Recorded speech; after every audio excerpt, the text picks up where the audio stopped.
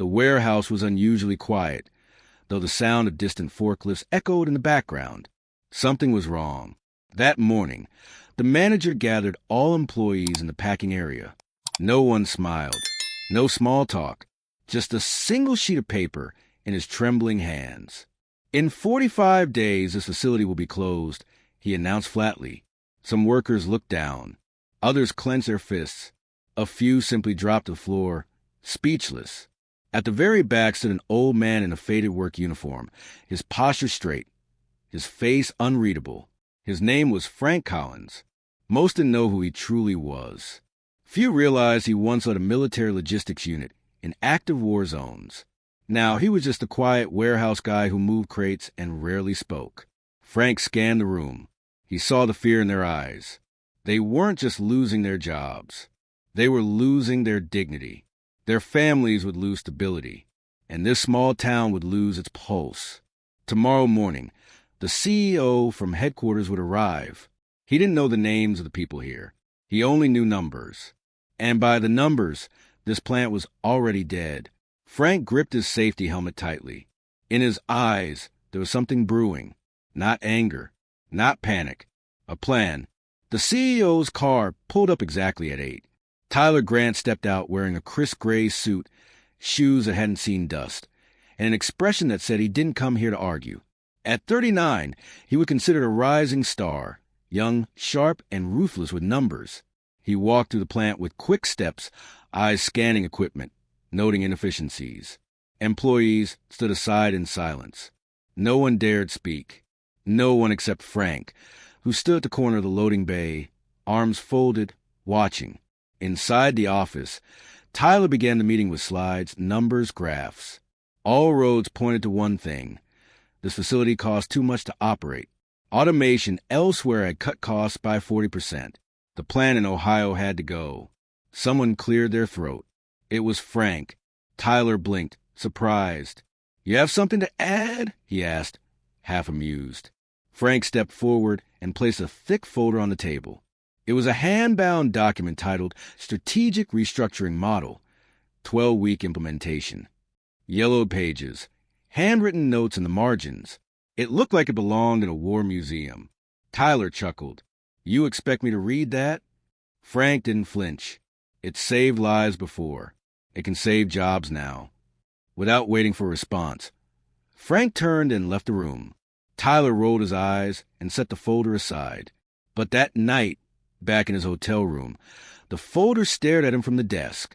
Just for a laugh, he flipped to the first page, then the second, then the third. By midnight, he hadn't stopped reading. It wasn't nonsense. It was tactical, efficient, ruthless in its logic. Frank had redesigned the plant's flow, linked it to regional distribution lines, reduced dead stock, repurposed underused labor into mobile supply units, and all of it using existing assets. Tyler sat back in his chair. For the first time in weeks, he didn't have all the answers. The next morning, Frank found Tyler waiting near the loading dock. "You really think this could work?" the CEO asked without preamble. Frank nodded once. It worked in worse conditions. With less.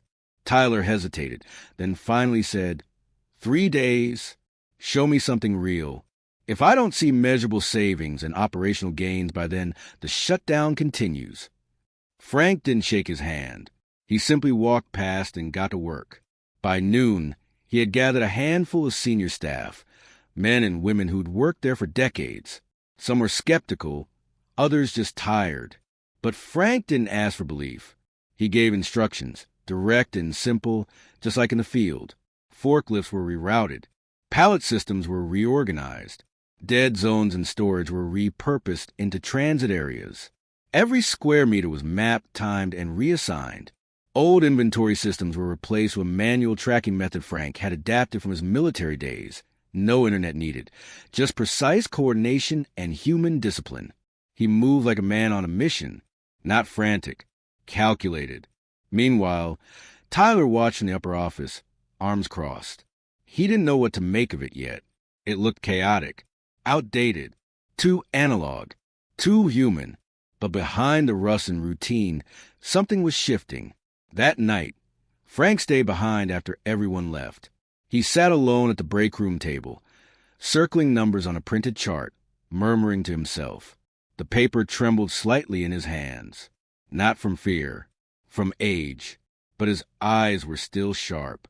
He had less than 72 hours to stop a corporate execution, and he knew one mistake meant the end not just of plant, but of every life tied to it.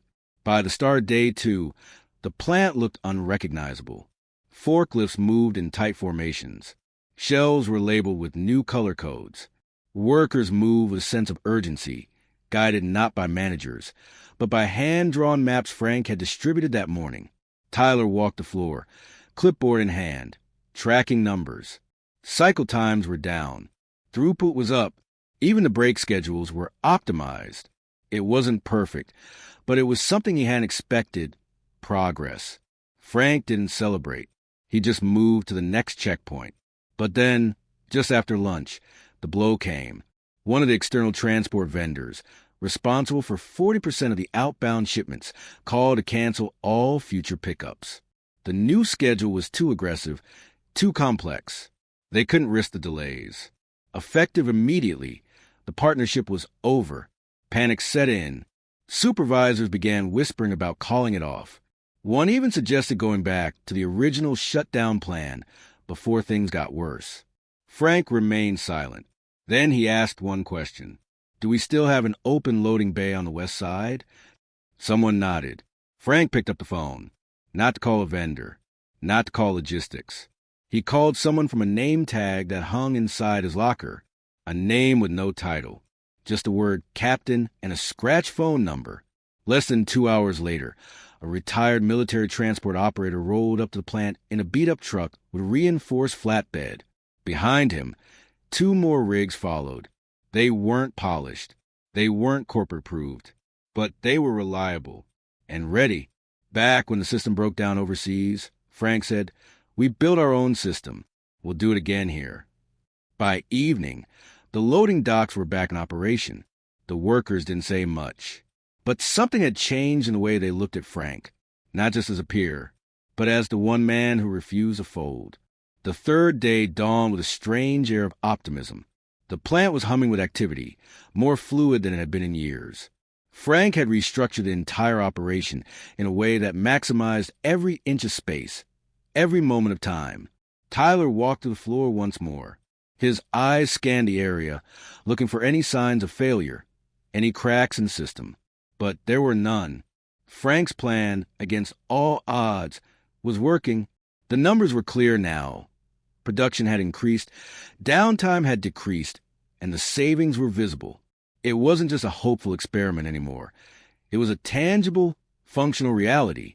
Tyler stopped in front of Frank, who was overseeing the assembly line.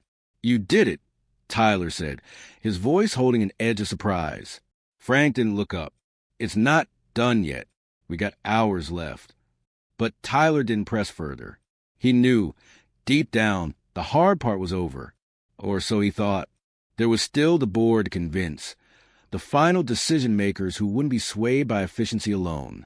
They needed proof that this change wasn't temporary, that it wouldn't crumble once the veterans' plan was left to run on its own. But Tyler had no doubt anymore. The plant was transformed. It was running better than it had in years. And for the first time in days, he didn't feel the weight of inevitability pressing on his shoulders. Just as he turned to leave, his phone buzzed. The board had made their decision. They were coming to see for themselves. The black sedans rolled into the lot at exactly 9 the next morning. 4 board members stepped out, suits immaculate, faces unreadable. They didn't come for explanations. They came for evidence. Tyler greeted them stiffly, his confidence paper-thin. Behind him, Frank stood in his work clothes, clipboard in hand, like always. No tie, no prepared speech. Just charts, maps, and a floor that spoke louder than any presentation. The tour began. The board watched in silence as forklifts moved with precision.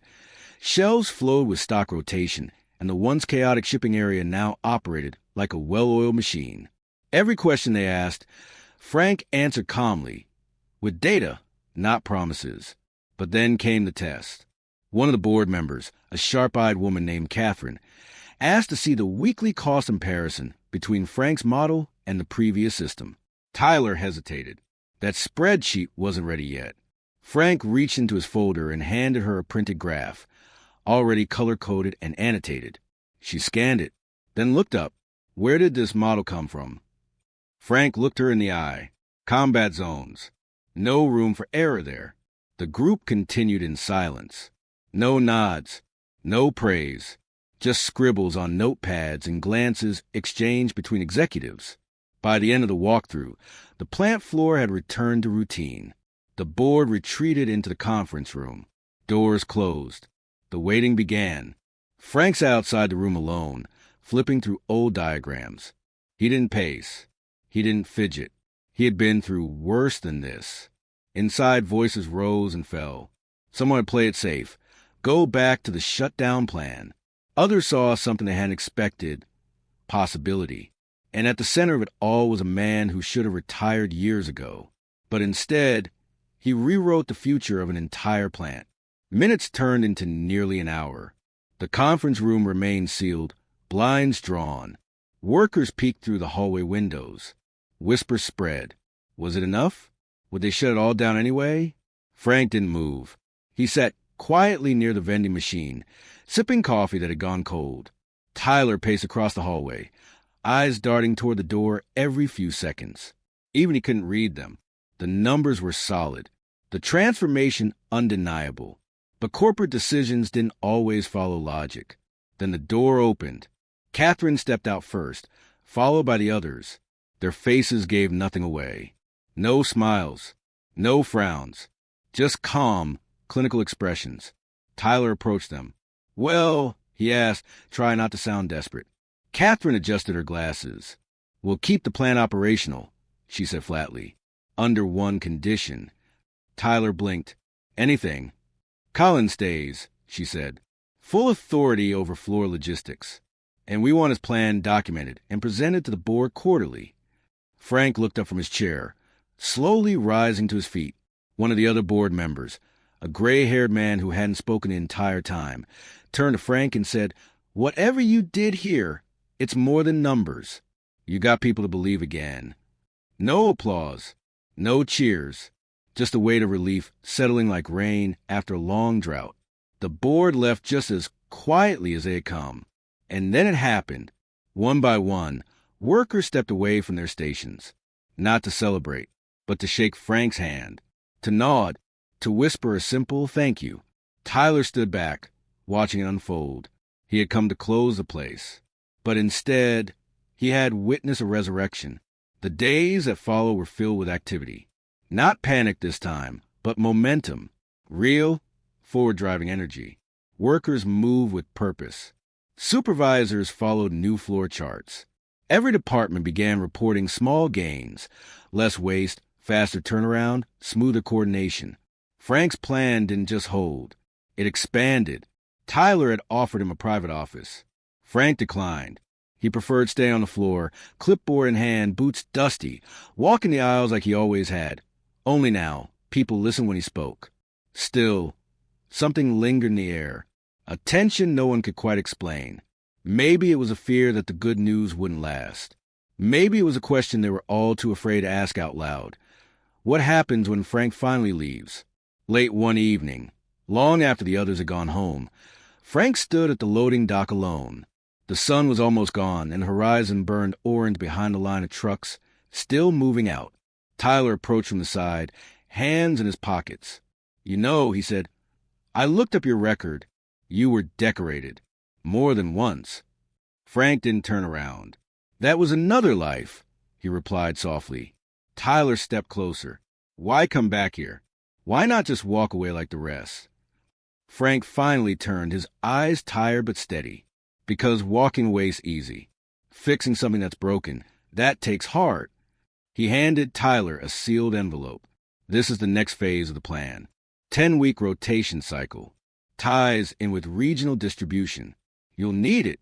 Tyler opened the envelope halfway, then looked up. You're leaving?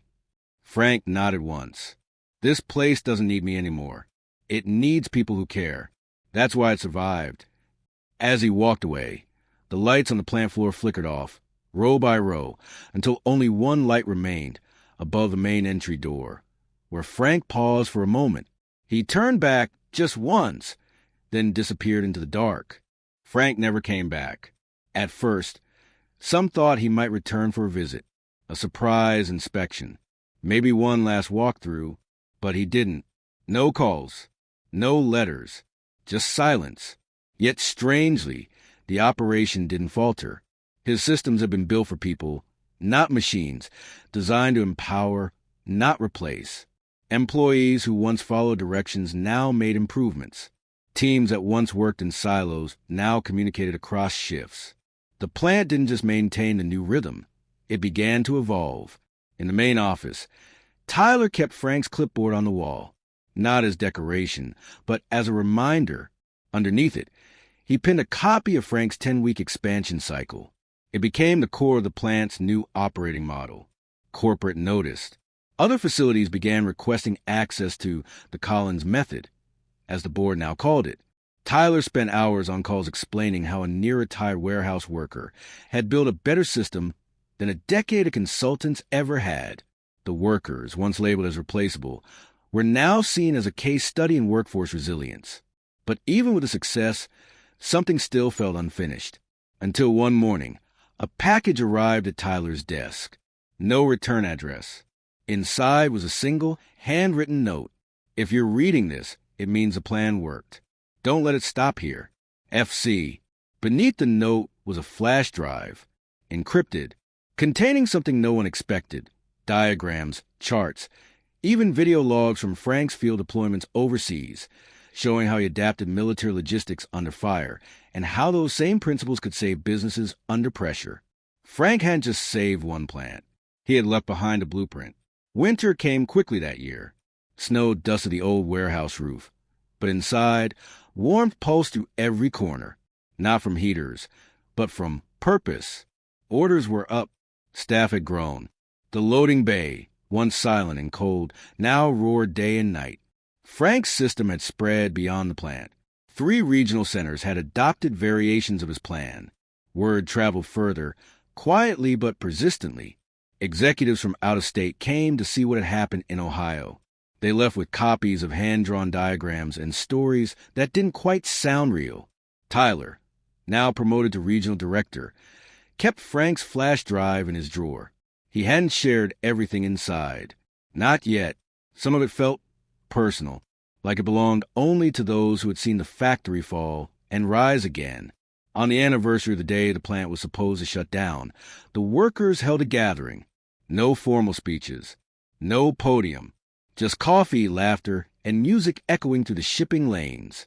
At the back of the room, someone unveiled a small plaque bolted into the wall. It read, "For Frank Collins, you saw what we could be when we only saw what we were losing." No one knew exactly where Frank had gone. Some said he returned to the coast. Others believe he finally retired somewhere quiet, far from spreadsheets and schedules. But one thing was certain. He had left something behind that numbers could never measure. A second chance. And 300 people were still waking up each day to it.